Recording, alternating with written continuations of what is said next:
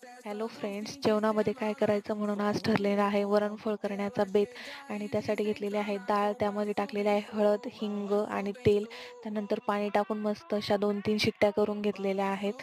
मस्त अशी डाळ शिजलेली आहे. त्यासाठी घेतलेला आहे थोडासा लसूण, कढीपत्ता, कोथिंबीर फोडणीसाठी आणि त्यानंतर तेल टाकून त्यामध्ये मोहरी आणि जिऱ्याची मस्त फोडणी केलेली आहे. त्यामध्ये घातलेला आहे लसूण, कढीपत्ता आणि हे मसाले घेतलेले आहेत लाल तिखट, हळद आणि त्यामध्ये थोडासा सांबर मसाला टेस्टसाठी.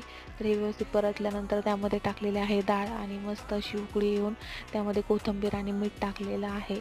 त्यानंतर थोडंसं तूप देखील टाकलेलं आहे आणि पीठ भिजवून घेतलेलं आहे. त्याचं मस्त अशी पोळी लाटून घेतलेली आहे. त्याचं कुलं सोडलेलं आहेत या वरणामध्ये आणि मस्त अशी उकळी आल्यानंतर कोणताही बेत नसताना इथे उरलेल्या पिठाच्या पुऱ्या करून घेतलेल्या आहेत आणि इथे मस्त असं तळण केलेलं आहे. तर तुम्हाला व्हिडिओ कसा वाटला? Thanks for watching.